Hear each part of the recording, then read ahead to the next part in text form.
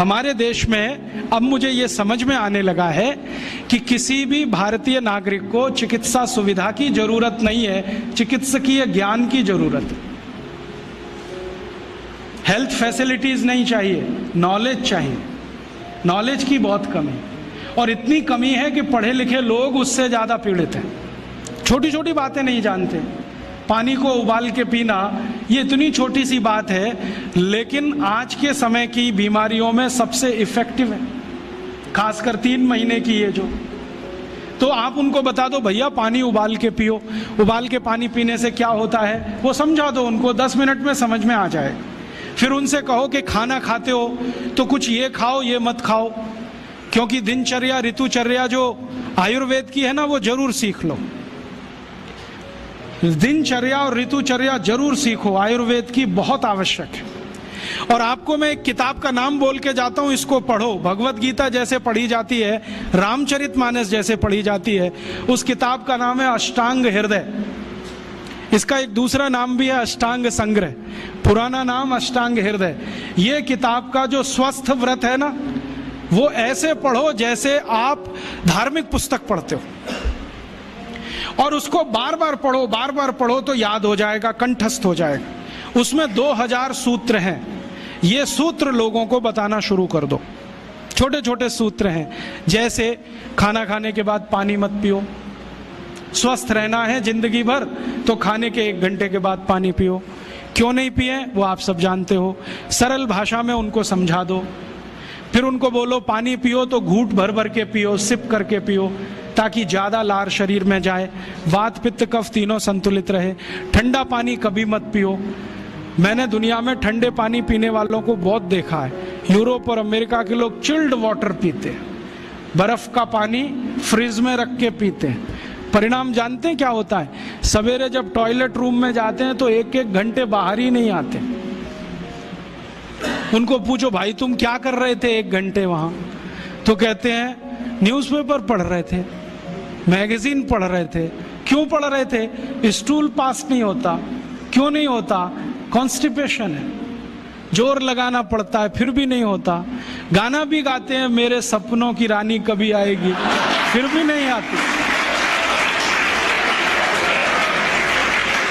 और अंतिम दुष्परिणाम पता है क्या होता है? उनको पेट साफ तो होता नहीं, तो सांस में से भयंकर बदबू आती है। किसी अमेरिकन यूरोपियन के नजदीक बैठ जाओ, अगर वो लिस्ट्रीन स्प्रे करके नहीं आया तो 1 मिनट नहीं बैठ सकते।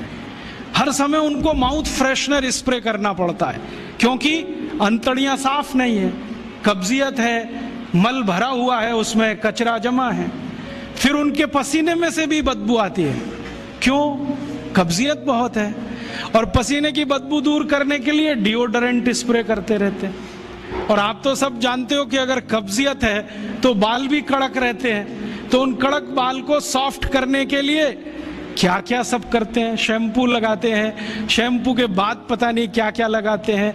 ये सब वो जो करते हैं ना, उनकी मजबूरी है, स्टेटस सिंबल नहीं है। इसको अपने दिमाग से निकाल दो कि ये कोई स्टेटस सिंबल है। तो सरल भाषा में समझाओ, ठंडा पानी पीने से ये होता है, मत पियो, समझ जाएंगे। फिर उनको बोलो सवेरे उठो तो सबसे पहले पानी पियो।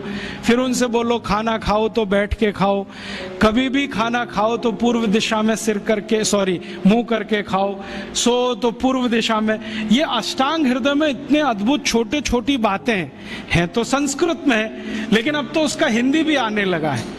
तो हिंदी ले लो, हिंदी वर्जन ले लो, इसको पढ़ो, बार बार पढ़ो, और ये जाके गांव में सबको बताओ।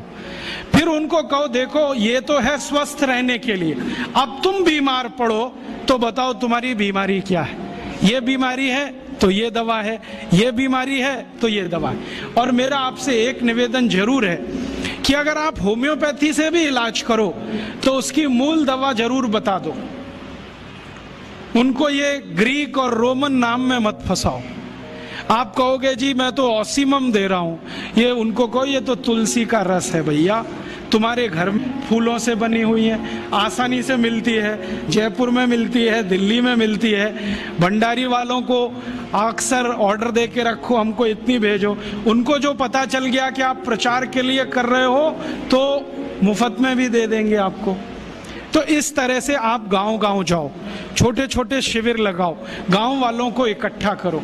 गांव वाले बहुत दुखी हैं, शहर वाले भी दुखी हैं, वैसे तो वो दुखी हैं। इसका यही सबूत है कि रामदेव जी आए जयपुर में सवेरे 4 बजे तो सब लोग पहुंच जाते हैं वहां, पैसा भी देते हैं, समय भी देते हैं। और 4 बजे रामदेव जी कहें टांग ऊपर उठा लो तो उठा लेते हैं, कहें सिर नीचे कर दो तो कर लेते हैं, ऐसे कर लो तो कर लेते हैं। क्यों? परेशान है, दुखी है, शरीर उनका साथ नहीं दे रहा है। और इतने दुखी हैं कि रामदेव जी तो क्या, कोई टिम्बकटू आ जाए उसी के सामने वो आ जाएंगे। और वो दुनिया भर में घूम के आते हैं अपनी अपनी छोटी छोटी बीमारियां लेके। तो इन जो दुखी लोगों का थोड़ा थोड़ा आप मदद कर दो इलाज के रूप में, ये सब आपके भगत हो जाएंगे। और ये भगत हो जाएंगे तो कहो आप भी प्रचार करो इसका, वो भी करें, आप भी करो, तो ये इतना तेजी से मल्टीप्लाई करेगा कि 2-5 साल में एलोपैथी का बाजा बज जाएगा। और बजा देना है अपने को। हाँ, ये संकल्प लेके चलो कि इनका बाजा हमको बजाना है। मैं बहुत जल्दी एक टीवी चैनल शुरू करने जा रहा हूं एलोपैथी का बाजा बजाने के लिए। इनकी सब पोल खोलनी है मुझे। हाँ, इनकी इतनी पोल है मेरे पास, कम से कम 1,500 से ज्यादा डॉक्यूमेंट्स हैं जो एलोपैथी के गंदेपन को सिद्ध करने वाले, इनकी निकृष्टता को सिद्ध करने वाले, ये कितने अनसाइंटिफिक हैं वो बताने वाले हैं, कितने डॉगमेटिक हैं वो बताने वाले हैं। मेरे पास ऐसे बहुत इंटरव्यूज हैं बड़े बड़े डॉक्टरों के, वो कहते हैं कि हम कोई डायग्नोसिस नहीं करते, तीर मारते, लग गया तो ठीक, नहीं तो तुक्का। और वो कहते हैं हम तो एक ही सिद्धांत पे काम करते हैं, ट्रायल एंड एरर, देते जाओ गलतियां करते जाओ, देते जाओ गलती, भले मर जाए पेशेंट उसमें। हमारे पास तो कम से कम ये नहीं है ट्रायल एंड एरर वाला।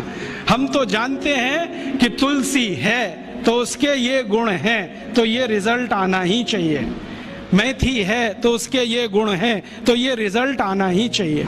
हमको सब मालूम है, फिक्स है, यहाँ वेरिएशन नहीं है। मेथी के जो रिजल्ट चरक ऋषि को मिले वो आज भी मिलते हैं। इसमें इतना सातत्य है, वेरिएशन कहीं भी नहीं है। तो जो विज्ञान में सातत्य होता है, सत्य ज्ञान वही होता है। तो हमारे पास जो सत्य ज्ञान है इसको लेकर आगे बढ़ें।